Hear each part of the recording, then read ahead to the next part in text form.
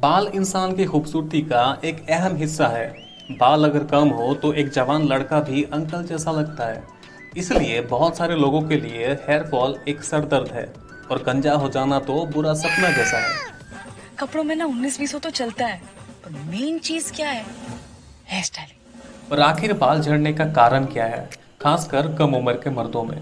और क्या इसे हम रोक सकते हैं? अगर हाँ तो कैसे?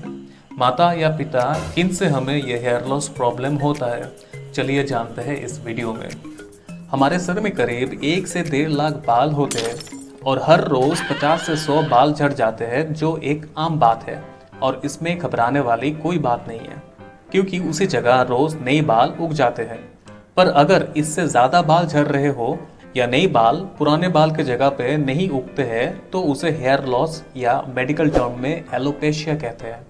हमारे स्किन में जिस स्ट्रक्चर से हेयर ग्रोथ होती है उसे हेयर फॉलिकल कहते हैं, जो एक कैप्सूल की तरह होती है।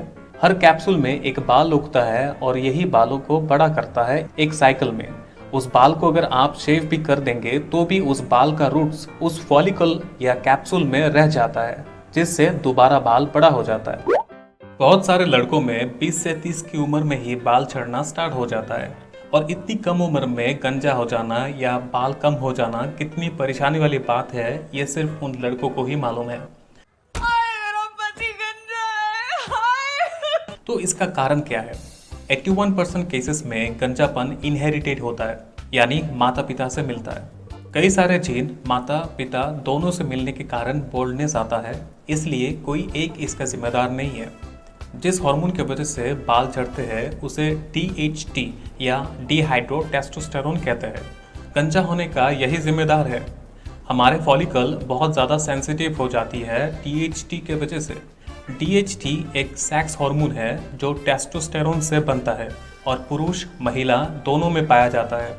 DHT ब्लड स्ट्रीम होते हुए बालों की एंड्रोजन रिसेप्टर में जुड़ता है, तब बालों की ग्रोथ फेज बहुत छोटी हो जाती है।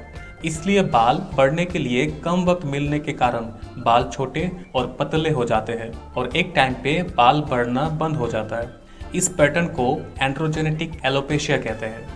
मर्दों में टेस्टोस्टेरोन ज़्यादा होने के कारण ज़्यादा DHT बनता है, इसलिए मर्दों में औरतों के मुकाबले ज़्यादा हेयरफॉल होता है।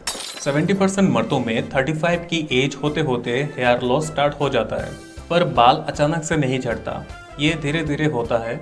इसे नॉर्वेड स्कैल कहते हैं, जिसमें पहले बाल साइड की तरफ से कम होकर एम शेप का हो जाता है, फिर ऊपर के बाल कम होने लगते हैं, फिर आगे का पूरा हिस्सा खाली हो जाता है और आखिर में पिछले तरफ सिर्फ थोड़े बाल रह जाते हैं। पुरुष में 95% बोल्डनेस इसी पैटर्न से होती है, जिसे मेल पैटर्न बोल्डनेस कहते हैं। एक दूसरा हेयरफॉल पैटर्न है जो शरीर में आयरन की कमी की वजह से होती है, जिसमें पूरे सर से इवनली बाल झड़ जाते हैं। महिलाओं में भी टेस्टोस्टेरोन बनता है थोड़ी सी मात्रा में, पर फीमेल हार्मोन एस्ट्रोजन DHT बनने से रोकती है, इसलिए महिलाओं में बाल नहीं झड़ते कम उम्र में। पर मेनोपॉज के बाद एस्ट्रोजन बनना बंद हो जाती है, पर टेस्टोस्टेरोन तब भी बनता रहता है, जिससे DHT बनता है और हेयर लॉस होना स्टार्ट हो जाता है। इसीलिए महिलाओं में बाल मेनोपॉज मतलब 40 से 50 एज के बाद ही हेयर लॉस होना स्टार्ट होता है। और दूसरी तरफ मर्दों में अगर हेयर लॉस प्रॉब्लम ना भी हो, मतलब सर में काले घने बाल है, तो भी एज होने पे बाल झड़ ही जाते हैं। इसका कारण है एज के साथ साथ हेयर ग्रोथ की साइकिल स्लो हो जाती है और कम बाल उगते हैं। मतलब बाल तो नेचुरली हमेशा गिरते रहते हैं, पर उसे भरने के लिए बहुत कम बाल ही उगते हैं एज बढ़ने पर, इसलिए गंजापन दिखाई देता है उम्र बढ़ने पे। एक कॉमन मिथ है कि बॉडी बिल्डर्स में टेस्टोस्टेरोन ज़्यादा होने के कारण बाल ज़्यादा झड़ते हैं और ज़्यादा सेक्स करने से भी बाल झड़ जाते हैं। ये दोनों बातें गलत हैं। असल में घने बाल वाले और बिना बाल वाले दोनों लोगों में टेस्टोस्टेरोन समान बनता है। फ़र्क बस इतना है कि बिना बाल वाले लोगों में टेस्टोस्टेरोन ज़्यादा मात्रा में DHT में कन्वर्ट हो जाता है, इसलिए बाल ज़्यादा झड़ते हैं।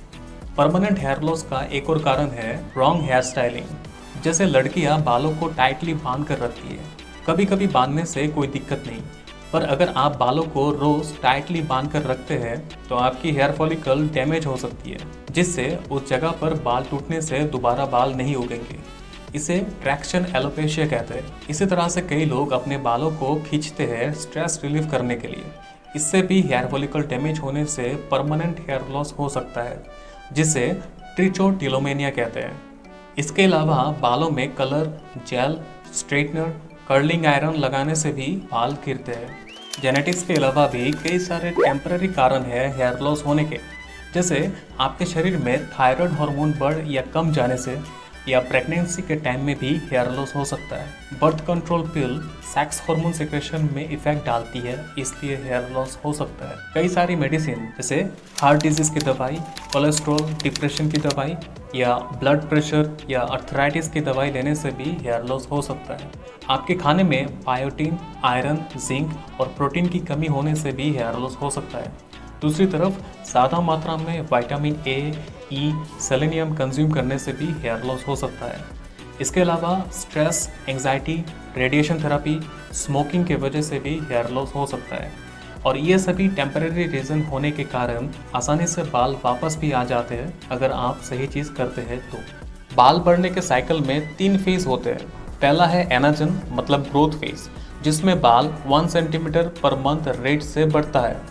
ग्रोथ फेज 2 से 6 साल तक बालों में चलती है आपके जेनेटिक्स के हिसाब से। इसके बाद कुछ बाल कैटाजन स्टेज में एंटर करते हैं जो 2 to 3 वीक्स चलता है, और यहाँ हेयर फॉलिकल में ब्लड सप्लाई बंद हो जाने से बाल गिरने को तैयार हो जाता है। फाइनली बाल टेलोजन स्टेज या रेस्टिंग फेज में एंटर करता है जो 2 से 3 महीना चलती है। यहाँ हर दिन 200 तक बाल झड़ जाते हैं। फिर से ग्रोथ साइकिल स्टार्ट होती है और ऐसा जिंदगी भर बाल गिरना और उगना चलता रहता है। लंबे समय तक स्ट्रेस में रहने से बाल रेस्टिंग फेज में चले जाते हैं और कम उम्र में बाल झड़ सकते हैं। कभी कभी फॉलिकल एनाजन या ग्रोथ फेज में नहीं जा पाती और परमानेंटली एक बोल्डनेस रह जाता है, जैसा केमोथेरेपी में होता है। हेयर लॉस होने से घबराने वाली कोई बात नहीं है। ये बस एजिंग का एक नॉर्मल प्रोसेस है जो हर किसी में कभी ना कभी दिखाई देता है। पर इससे डिप्रेस बिल्कुल मत होइएगा, क्योंकि कई मामलों में गंजापन परमानेंट नहीं होता। कुछ हद तक साइंटिस्ट ने इसका इलाज खोज निकाला है। रूट्स जो हमारे बालों को बड़ा करता है वो बाल झड़ने के बाद भी फॉलिकल या कैप्सूल में जिंदा रहता है। इस नॉलेज को इस्तेमाल करके साइंटिस्ट ने ड्रग्स बनाया जो रेस्टिंग फेज को छोटा करके उस रूट को ग्रोथ फेज में जाने के लिए फोर्स करता है। फिनास्टेरॉइड ड्रग्स टेस्टोस्टेरोन से डीएचटी कन्वर्शन बंद करके बालों की सेंसिटिविटी कम करती है, जिससे बाल नहीं झड़ते। मिनॉक्सिडिल बालों में ब्लड फ्लो बढ़ाती है, जिससे हेयर ग्रोथ इंक्रीज होता है। आज के लिए बस इतना ही। नेक्स्ट वीडियो में हम आपको गंजेपन से बचने का और घने बाल वापस पाने के साइंटिफिक उपाय बताएंगे। ऐसे ही ज़रूरी बातें जानने के लिए सब्सक्राइब करिए हमारे चैनल को, और हाँ, लाइक शेयर करना बिल्कुल मत भूलिएगा। Stay happy.